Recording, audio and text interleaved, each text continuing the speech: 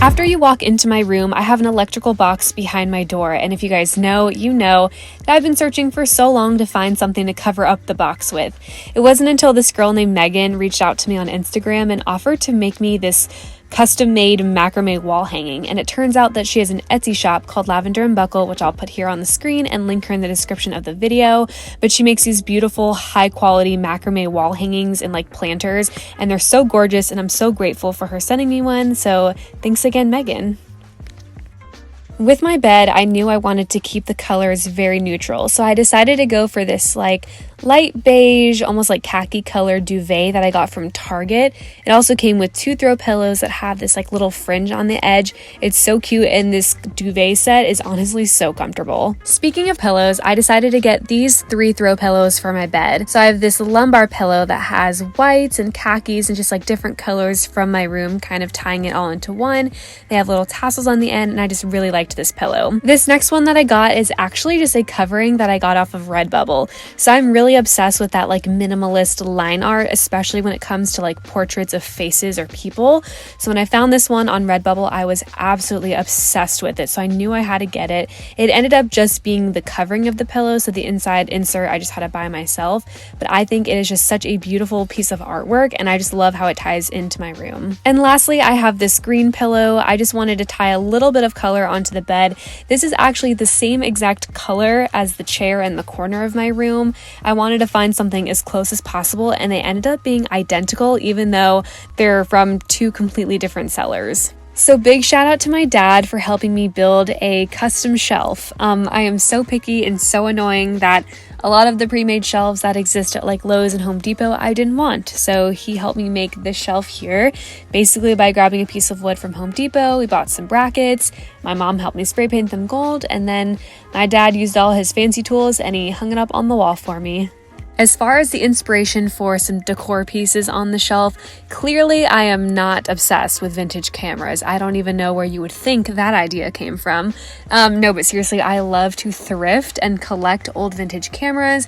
My favorite is if I can get them to work. That is so much fun to shoot with film. Photography and cameras and film is just a huge part of my life and my hobbies, so I had to express that here on the shelf.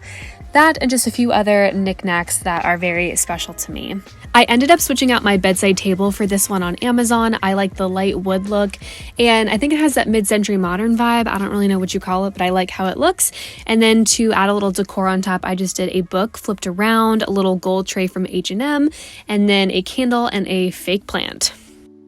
Moving on to this corner by the window, I found this beautiful emerald green velvet chair. I found it on Amazon of all places. I was actually searching high and low on so many different home decor websites and ended up finding this on Amazon for a relatively decent price, honestly. I also have this fake fiddle leaf plant, which looks so incredibly real, in a woven basket, also from Amazon. And if you're wondering why I have so many fake plants in my room and not real ones, it's because Daphne will chew on literally everything, especially real plants. And a lot of the plants I like that I would get for my room are actually very poisonous to cats. The corner directly across from where the chair is, I have yet another fake plant set up. The fake plant, the basket, and the stand are all from Amazon, of course. And then on the middle of the wall, I have this very unique wall hanging that I got from Etsy. I can't remember the seller, but I will link it in the description below. I'm obsessed with it. Obviously, I love it a lot because it goes with the theme of my room. It has the gold and the wood, but I really like overall what it looks like, and I wanted to break up just the pattern of having squares and rectangles throughout my whole entire room, so I like that the shape is unique. On this blank wall next to my bed, I knew that I always wanted to make a mini gallery wall. I got a few of the picture frames from places like Home Goods and TJ Maxx, but then things like the postcards, the flower, and the camera I actually got from antique malls. And then my mom was awesome enough to take an embroidery hoop and make me this cute little greenery design to hang on the wall. And of course, I go to Europe one time, fall in love with one city specifically, and then get a wall hanging of it. Yes, that would be my one trip to London. But I did get this map of the city of London from Etsy, and then I just bought like a plain black frame from Michael's.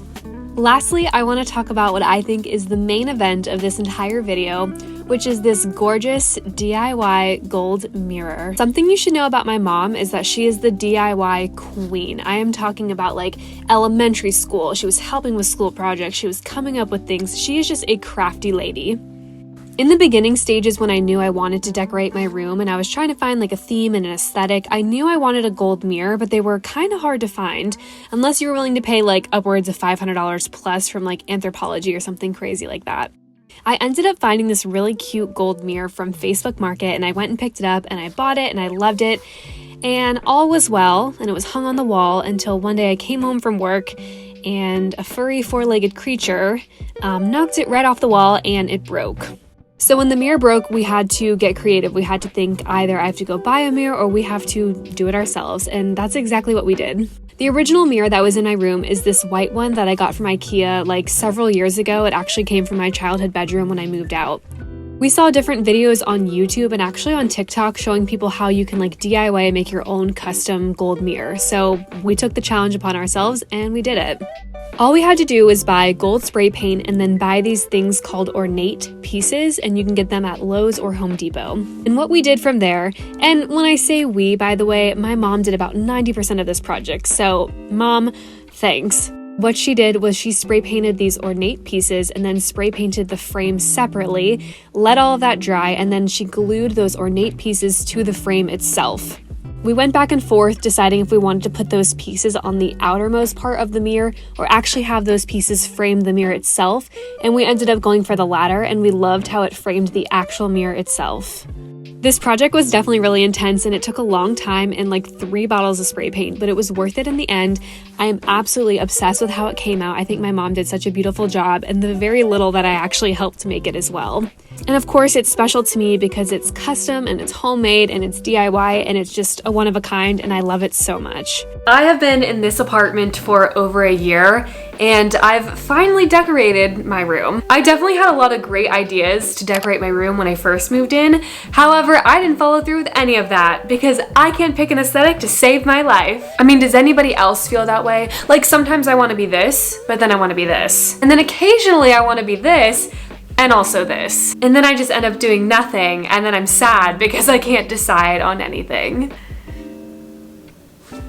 Definitely wasn't until like early quarantine, like March and April, when my days off of work, I would just be sitting in this boring room, and I was like, I have to do something about this. I just can't stare at this just like boring surrounding. I have to change it. It was hard to do shopping like in stores because in early quarantine everything was kind of shut down. So I was doing a lot of like online shopping and just seeing what I could find that way. And as you'll notice, like the before and after pictures aren't going to be crazy different. That's because I do rent in an apartment and I wasn't about to like paint the walls and do a bunch of crazy stuff because I'm not going to be here forever. So I just wanted to make it enjoyable for the time being.